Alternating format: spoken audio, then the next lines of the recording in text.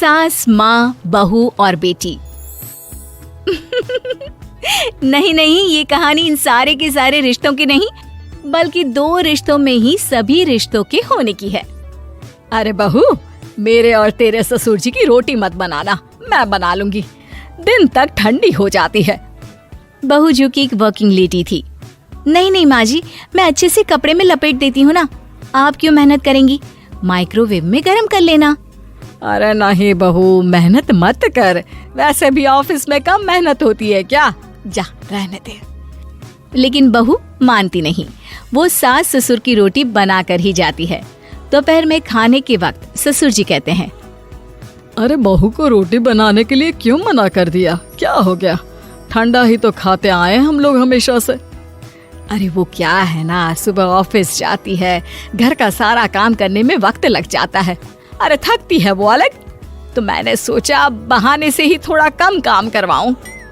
ससुर मुस्कुरा रहे होते हैं, ये तो अच्छा है, बहू को समझना जरूरी है। वक्त बीत रहा था, घर में सब खुश थे कि एक दिन, माँ जी आप शाम को थोड़ा टहलने निकला करें, घर पर रह रहकर हड्डियां जाम होती है, पापा को भी ले जाया करिए, मैं वक्त पर तो आ जाती हूँ। बहू ठीक 5 बजे ऑफिस से घर आ जाती है। फिर चाय नाश्ता बनाकर सास ससुर के साथ बैठती, उन लोगों को सारा दिन का हाल बताती। रात को पति घर आता है। क्या बात है बेटा, ऑफिस से आकर कभी हम लोगों के साथ भी बैठा कर। अरे माँ, दिन रात काम करके मन ही नहीं करता, अगले दिन की फिर तैयारी होती है, आप और पापा ही कमरे में आ जाओ।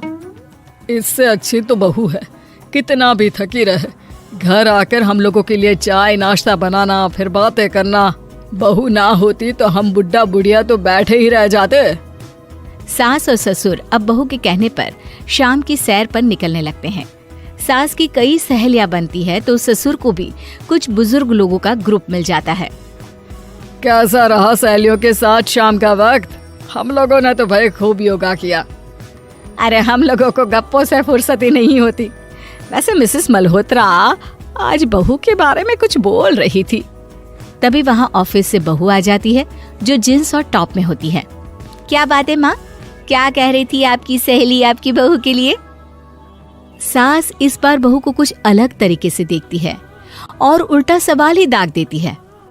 क्या कह रही थी वो हटा, ये बता, तेरे ऑफिस में तो मर्द भी काम करते होंगे ना? बहू जो अब तक मजाक कर रही थी वो सीरियस हो जाती है। मर्द होंगे नहीं माँ जी, मर्द ही ज्यादा है, हम 5 ही लड़कियां हैं ऑफिस में। अरे तो अच्छा लगता है क्या ऐसे कपड़े पहनती हो? कल से तुम ना साड़ी पहनकर ऑफिस जाना, और हाँ, शाम का नाश्ता थोड़ा जल्दी बनाया करो, नाश्ता बनाकर बाद में ही ऑफिस के कपड़े चेंज करने जाना। बहू को समझ में नहीं आता कि सास को हो क्या क्या है, लेकिन वो कुछ नहीं कहती, सीधे किचन में जाकर चाय नाश्ता बनाती है और सास ससुर को दे देती है। अगले रोज बहू ऑफिस के लिए तैयार होती है तो खूब सुंदर सी साड़ी पहनती है और ऑफिस के लिए निकलने से पहले सास और ससुर के पैर छूती है और निकल जाती है। क्या बात है, आज मेधा के ऑफिस में लग रहा है कोई फंक्शन है। अच्छा, पता नहीं, मुझे तो बताया नहीं, वैसे तो सारी बात करती रहती है। अरे देखा नहीं कैसे साड़ी पहनकर जा रही थी? अरे वो तो मैंने ही बोला है उसे। अरे अच्छा लगता है क्या रोज रोज ऐसे सूट या जींस में जाना? बहू हो, बहू बनकर रहो, और आप भी ना मेधा मत किया करिए, बहू बोला करिए, सर पर चढ़ जाएगी तो दिक्कत हो जाएगी। सास अब बहू को बहू जैसा रखने लगती है, हर बात पर रोका टोकी, हर बात पर ताने। क्या बात है, आजकल लेट आ रही है ऑफिस से? अरे चाय के लिए भी देर हो जाती है, हम लोग फिर पार्क में भी देर से पहुंचते हैं। सभी की बहुएं वक्त से चाय नाश्ता करा देती है अपने सास ससुर को, बस एक तू ही है जो उस वक्त ऑफिस से निकलती है। माँ जी, वो एक रास्ता पुलिस वालों ने न जाने क्यों बंद कर रखा है, जिसके कारण ट्रैफिक ज्यादा हो जाता है। मैं कोशिश करूंगी कल वक्त से पहले निकल जाऊं। ससुर देख रहे होते हैं कि बहू अब परेशान सी रहने लगी है। एक रोज, मेधा, बेटी मेधा। जी पिताजी। बेटा देख जरा कौन सी टी शर्ट अच्छी लग रही है। वो क्या है ना, शाम को सब बदल बदल कर टी शर्ट पहनते हैं, मैं भी सोच रहा हूँ कि आज कुछ अच्छा सा पहन कर जाऊं। हाँ पिताजी, ये सही है। ये लाल वाली ना बहुत जचेगी आप पर। मेरे पापा पर भी डार्क रंग बहुत जचता है। क्या चल रहा है? अरे ससुर के सामने घूंघट तो छोड़ो, ऊपर से रंग बताया जा रहा है टी शर्ट का। अरे बहू, कोई संस्कार दिए नहीं है क्या तेरी माँ ने? बहू इस बार बहुत निराश हो जाती है। वो वहां से तुरंत अपने कमरे में चली जाती है। अब बहू घर का सारा काम करती, ऑफिस जाती, लेकिन साड़ी और सर पर पल्ला लेकर। एक बार पड़ोसन उनके घर आती है। वाह सुमित्रा बहन, बहू का तो रूप ही बदल दिया। ठीक किया, बहू बहू जैसी ही अच्छी लगती है। अच्छा चलती हूँ मैं। पड़ोसन के जाने के बाद सास बड़ी अकड़ के साथ कहती है, देखा मेरा कमाल, कैसे मैंने मेधा बहू को कंट्रोल में कर लिया। अब बारी ससुर के बोलने की थी। हाँ सुमित्रा, बिल्कुल ये काम तो किया है तुमने, लेकिन कभी सोचा क्या खो दिया? क्या खो दिया? मैंने तो कुछ नहीं खोया जी। खोया है, पहले बहू जब ऑफिस जाती तुम्हारे पैर छूकर तुम्हें गले लगाती, लेकिन अब सिर्फ पैर छूती है। हाँ जी, ये बात तो आप ठीक बोल रहे हैं।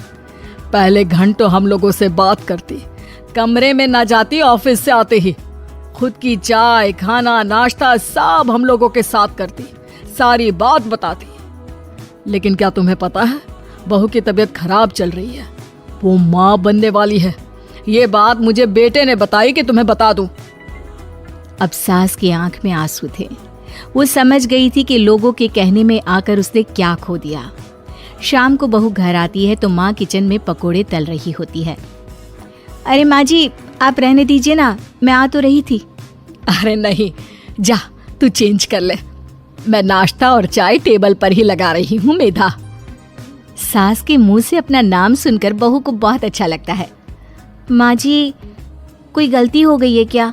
मेरे होते हुए आप काम करे, ये ठीक नहीं है। संस्कारी और समझदार बहू सास को माँ समझती है, लेकिन सास की बेवकूफी उसे सास ही बनाकर रखती है। बहू, मुझे भी थोड़े संस्कार और समझदार बनने का मौका दे, जिससे मैं भी बहू नहीं बेटी को देखूं तुझ में। और हाँ, मेरा होने वाला पोता क्या कहेगा कि दादी ने तो मेरी माँ को बहुत परेशान किया। बहू सास को गले लगा लेती है। नहीं माँ जी, वो कहेगा कि माँ को तो दादी ने बेटी बनाकर रखा है।